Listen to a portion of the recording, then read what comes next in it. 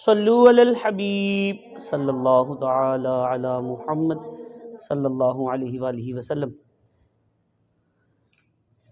بس اب کچھ ہی دنوں کے بعد انشاءاللہ الکریم شیطان کو قید کر دیا جائے گا، جنت کے دروازے کھول دیے جائیں گے، نیک اعمال کی قدر و قیمت بڑھا دی جائے گی، نفل کا ثواب فرض کے برابر ہو جائے گا اور فرض کا ثواب 70 گنا کر دیا جائے گا، اور بخشش کے پروانے بٹنا شروع ہو جائیں گے انشاءاللہ الکریم۔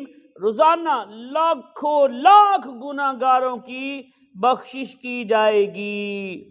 ابر رحمت چھا گیا ہے، ہر سما ہے نور نور، ابر رحمت چھا گیا ہے اور سما ہے نور نور، فضل رب سے مغفرت کا، فضل رب سے مغفرت کا ہو گیا سامان ہے، آمد رمضان ہے، آمد رمضان ہے، آمد رمضان ہے، آمد رمضان ہے، ہر گھڑی رحمتی بری ہے، ہر طرف ہیں برکتیں، ہر گھڑی رحمتی بری ہے، ہر طرف ہیں برکتیں، ماہ رمضان رحمتوں، ماہ رمضان رحمتوں اور برکتوں کی کان ہے، آمد رمضان ہے، آمد رمضان ہے، آمد رمضان ہے، آمد رمضان ہے۔ سبحان اللہ۔ اللہ پاک ہمیں نصیب کرے کہ جب ماہ ذیشان تشریف لے آئے تو مبارک بادیاں دیجئے، ماہ رمضان کا بھرپور طریقے سے استقبال کیجئے۔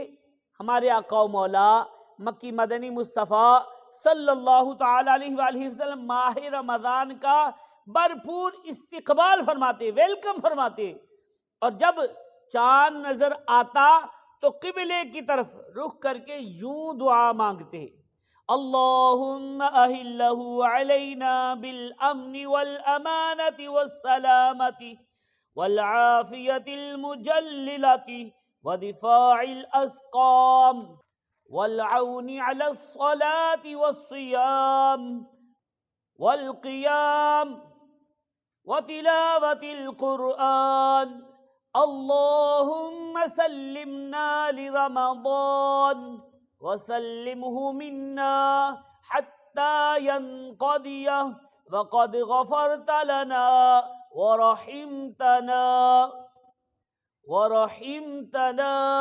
وعفوت عنا، یعنی اے اللہ اس چاند کو ہم پر امن، امان، پیس، سلامتی، مکمل عافیت اور بیماریوں سے حفاظت کا ذریعہ بنا، اور نماز، روزے، عبادت اور تلاوت قرآن پر مدد کا سبب بنا۔ اے رب کریم ہمیں رمضان کی وجہ سے سلامتی عطا فرما، یعنی اسے ہمارے لیے سلامتی والا بنا اور اسے ہم سے سلامتی عطا فرما، یہاں تک کہ جب یہ رخصت ہو تو تیری مغفرت، رحمت اور عفو و درگزر ہمارا یقینی مقدر بن چکا ہو۔ صلو علی الحبیب صلی اللہ علی محمد صلی اللہ علیہ وآلہ وسلم۔ تو رمضان کریم یقیناً بہت برکتوں والا مہینہ ہے۔ اس ماہ ذیشان کی آمد پر خوشخبریاں دینا، لوگوں کو مبارکباد دینا اچھا کام ہے، البتہ یہاں ایک ذرا احتیاط کیئر کی ضرورت ہے۔ ہمارے ہاں رمضان کریم کی آمد ہو تو عموماً ایک میسج سوشل میڈیا پر کے ذریعے وائرل کیا جاتا ہے جس میں لکھا ہوتا ہے، حدیث پاک میں ہے کہ جس نے سب سے پہلے آمد رمضان کی مبارک دی اس کے لیے جنت واجب ہو جاتی ہے۔ ایسی کوئی حدیث پاک پیارے پیارے آقا مکی مدنی مصطفیٰ صلی اللہ علیہ وسلم سے ثابت نہیں ہے، لہٰذا ایسے جھوٹ پر مبنی میسیجز کو آگے بڑھانے سے بچیے، اور جو آپ کو ایسا میسیج بھیجے اسے پیار محبت سے، حکمت عملی سے کے ساتھ نیکی کی دعوت بھی ضرور دیجیے، بلکہ ہو سکے تو ایسی باتوں کی بھرپور کاٹ کرنی چاہیے۔ حدیث پاک میں ہے، ہمارے پیارے آقا مکی مدنی مصطفیٰ صلی اللہ علیہ وآلہ وسلم نے ارشاد فرمایا، من کذب علی متعمدا فلیتبوأ مقعدہ من النار۔ میرے اور آپ کے پیارے آقا صلی اللہ علیہ وسلم نے ارشاد فرمایا، جس نے مجھ پر جان بوجھ کر جھوٹ باندھا تو ایسا بندہ اپنا ٹھکانہ جہنم میں بنا لے۔ یعنی پیارے آقا صلی اللہ علیہ وسلم نے کوئی بات فرمائی نہیں تھی اور کہہ دیا کہ یہ آپ صلی اللہ علیہ وسلم کی حدیث ہے، تو ایسا بندہ کہنے والا کہاں اپنا ٹھکانہ بنائے؟ جہنم میں اس کا ٹھکانہ ہے۔ تو ہم اس اللہ کی پناہ مانگتے ہیں، تو اللہ پاک ہمیں محتاط بنائے، اور خصوصاً دین میں بے احتیاطی سے محفوظ فرمائے۔ کہیے آمین بجاہ النبی الامین صلی اللہ علیہ وسلم۔ صلو علی الحبیب صلی اللہ علی محمد صلی اللہ علیہ وآلہ وسلم۔ آئیے 5 خصوصی کرم جو ہیں رمضان شریف میں جو ہمارے اوپر ہوں گے وہ روایت سماعت فرمائیے۔ اللہ کرے کہ ہم ان پر عمل کرنے والے بھی ہوں، رمضان المبارک کی برکتوں سے اللہ پاک ہم سب کو مالا مال فرمائے۔ کہیے آمین جزاک اللہ خیرہ۔ سیدنا جابر بن عبداللہ رضی اللہ تعالیٰ عنہ سے روایت ہے کہ اللہ پاک کے آخری نبی محمد عربی صلی اللہ تعالیٰ علیہ وآلہ وسلم نے فرمایا میری امت کو رمضان کریم میں 5 چیزیں ایسی عطا کی گئی ہیں جو مجھ سے پہلے کسی نبی علیہ السلام کو نہ ملی۔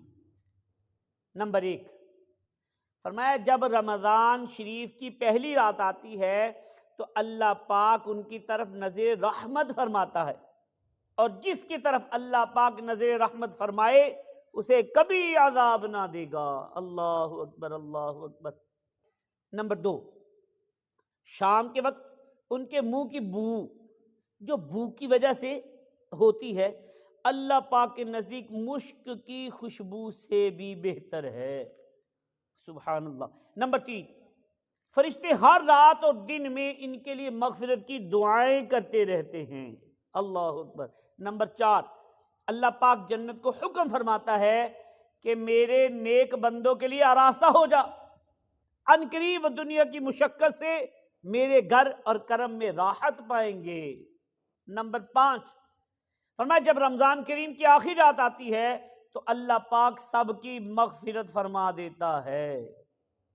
اور قوم میں سے ایک شخص نے کھڑے ہو کر عرض کی، یا رسول اللہ صلی اللہ علیہ وسلم، آقا کیا یہ لیلۃ القدر ہے؟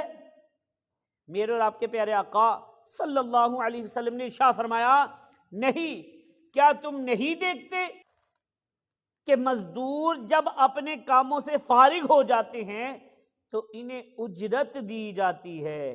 عاصیوں کی مغفرت کا لے کر آیا ہے پیام، عاصیوں کی مغفرت کا لے کر آیا ہے پیام، جھوم جاؤ مجرمو، جھوم جاؤ مجرمو، رمضان ماہ غفران ہے، آمد رمضان ہے، آمد رمضان ہے، آمد رمضان ہے، آمد رمضان ہے، دو جہاں کی نعمتیں ملتی ہیں روزہ دار کو، دو جہاں کی نعمتیں ملتی ہیں روزہ دار کو، جو نہیں رکھتا ہے روزہ، جو نہیں رکھتا ہے روزہ وہ بڑا نادان ہے،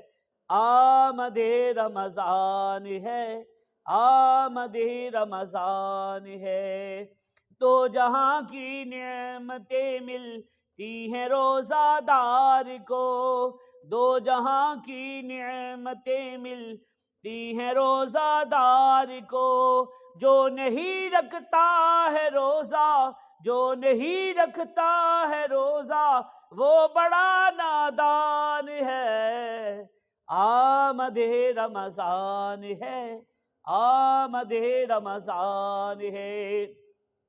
آئیے افسوس کہ مغفرت سے محروم اس ماہ میں کون رہیں گے؟